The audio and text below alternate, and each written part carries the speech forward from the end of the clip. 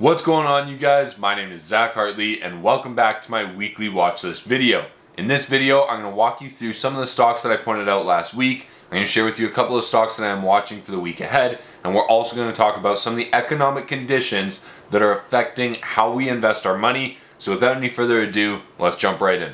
Okay, so when we take a look at the NASDAQ index, it's really interesting because you can see our pre-COVID high right here. You can see the drop off during the height of the pandemic right here down to 6,600. And then we roared up to over 16,000, and now we are trading around this 11 to 12,000 mark. But what's interesting is that we are kind of bouncing off that same area that was the high prior to COVID. And so we will have to wait and see if this sustains, if this holds out, and if this is going to continue. But as of right now, the NASDAQ is still in a bearish trend. When we look at the S&P 500, we are also in a bearish trend. It was definitely a good week for both indices, but we are still in a long-term bearish trend. And the Dow Jones is really interesting because we have had a very clear bounce off of the exact same level that was the pre-COVID high. And so if we can see a good bounce and good momentum and continuation to the bullish side in the Dow Jones, that could actually be the index that leads the market out of this recovery. Now, when we take a look at Bitcoin, it's really interesting because it's been a great last couple of days. The last 6 to 8 days have been pretty good for Bitcoin,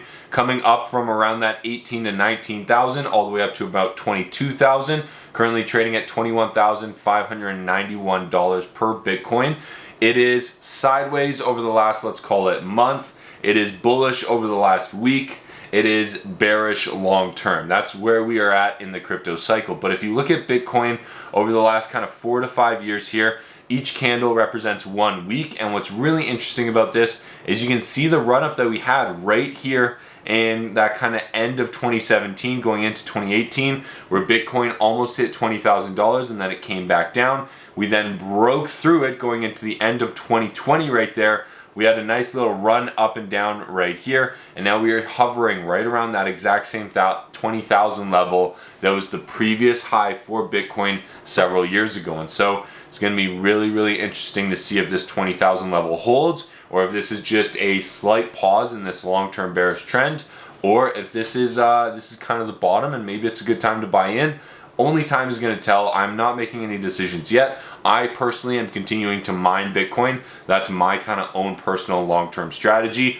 And then I do plan to buy some additional Bitcoin as soon as we see some confirmation of a bullish trend here. Now, when it comes to earnings, it's really interesting because we don't have a whole lot going on at the beginning of the week other than PepsiCo. We also have Delta and Fastenal coming in on Wednesday, and then Thursday and Friday it is all filled with banks. So we've got JP Morgan Chase and Morgan Stanley on Thursday, and then we've got Wells Fargo, Citi, we got BlackRock, PNC, Bancorp, BNY Mellon, and State Street all reporting on Friday. And so Thursday, Friday is going to be very heavily weighted towards the banks. We also have TSMC and the Alkaline Water Co. So a couple of companies that I've talked about here on my channel, but overall it's going to be an earnings week for the banks. That's what we're going to be mainly focused on.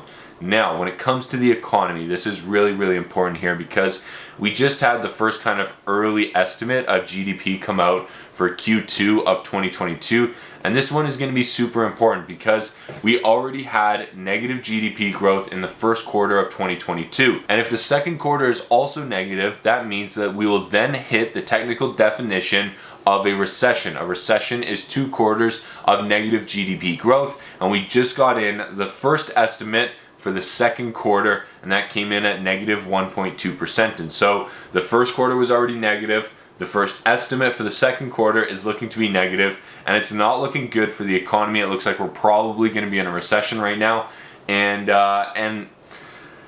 there's a couple of different ways to think about that. It could be a great opportunity to pick up some stocks. It could also be a great opportunity to try and hedge or manage your portfolio. It could also be a time to kind of reevaluate your investments. It all just depends on what you're holding. Now, the official numbers come out on July 28th. This was really just an estimate from GDP Now, but the official number, the real report that we'll actually be looking for that determines whether or not we're in a technical recession will be available on July 28th, and that will tell us what the official GDP rate was for the second quarter of 2022. And if that number is negative, that means that we will be in a recession. Now, usually in a recession, a lot of people lose their jobs, and so far that has not happened. And the reason I say that is because unemployment came in at 3.5% at the beginning of 2020 before the COVID pandemic started.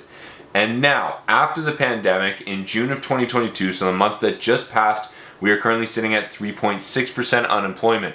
So unemployment rate is pretty much exactly where it was before the pandemic, and it has not started to increase. It has actually been flat for the last few months. And so we have not seen drastic unemployment start to hit the market as of yet. We definitely have rumors of it, especially on Twitter and some of these tech stocks that are starting to lay off employees. But as of right now, that has not filtered into the unemployment rate that we are actually seeing in the United States. Now, here are my thoughts on everything that is going on. Number one, some companies are starting to look very attractive from an earnings perspective. Pretty much everything is selling off in the market right now. Whether you're looking at stocks, you're looking at crypto, you're looking at real estate, it almost doesn't matter. And because of that, it means that the companies that were already really good and really profitable and had good business models, they're becoming cheaper and cheaper. And so those are the companies that I really like that I'm going to be focusing on. I'm going to point some of them out to you in this video. Secondly, I still think that the market could go either way. It's really tough to say that we're at the absolute bottom or that it's already started to reverse. We're really not going to know that until we can look back on it and say, hey, that trend very clearly changed right here. And as of right now, it is a little bit too difficult to say that we are at that point. So in my opinion, I think we've got just as much of a chance to go lower as we do higher. However, there's starting to be some really good opportunities there, like I mentioned. Now, the major concern and the thing that's going to drive the markets lower is inflation. And it's going to be a big week for inflation because we actually get the inflation numbers for June. Those numbers will be available on July 13th. So that's going to be really interesting to see, because if inflation continues to climb, that is going to put more and more pressure on the Fed to raise rates, and that in turn is probably going to slow down the economy even more. Now, those are all just things that could happen. Those are some things that you need to be aware of, and that is what is happening in the market. Now, last week I pointed out a couple of stocks to you, namely Udemy and Upwork. We're going to take a quick look at Udemy here. I like this stock because it was bouncing off $10 for the third time on Friday, which was really, really nice to see. They also have an extremely low price to sales ratio, great revenue, and the stock was hitting this $10 mark for the third time. Throughout this week, it bounced off $10. We're now trading at $11.14. We saw a very nice, at least 10% move here throughout the week, and it was a nice, beautiful trade here. So next one is Upwork. Upwork was another company I was watching. I told you I was looking for a breakout of this previous resistance level right here around $23. You can see we hit it right here in May. We hit it just recently. And then this week we were able to break out of it. We had 4 consecutive green days, and Upwork also up by about 10% this week, which is really, really nice. Now, one of the stocks that I'm currently holding that I'm planning to add to my position is Apple. Apple Computers, one of the best companies you can buy, one of the best stocks you could own over the long term, one of the healthiest balance sheets, one of the best run businesses, and honestly, you can't go wrong if you just buy Apple stock and hold it long term. For me, I personally think it's a great opportunity to get into Apple right now because we are breaking out of resistance. We've taken a nice little drop off from our previous share highs. We're breaking through our moving averages. We have steady volume, and over the next 3 to 5 years, I think Apple is going to release a couple of products that are really going to shake up some industries, such as the automotive industry, as well as the augmented reality and virtual reality industry. So I'm very, very excited about the future of Apple. And so far, I think their execution on the products that they have launched over the last few years has been absolutely phenomenal. They're changing the game. Now, another company here that is changing the game is Palantir. This is a software company that has some excellent growth, some very steady growth. I like the company. I like what they're doing. I like the mission behind it. And the stock is really interesting because we bounced off of $10 a couple of times right here, fell through $10 and then got rejected at $10. And now it looks like we're starting to make our way back above $10. And so I like Palantir as a business. I think it's a reasonable price at $10. We're fairly close to the IPO price after the stock ran up past like $30. It has now come back all the way down to this sort of IPO price, and I think it represents good value. And the last stock that I really like is Alibaba. I've been talking about Alibaba for a little while on my channel. I just think it's gotten too cheap. I have a position in Alibaba. I am up on Alibaba right now. I'm doing well on it. I've had it for a little while, and I like Alibaba as a company. I think China has just absolutely slaughtered the stock market and really brought down a lot of value in these companies.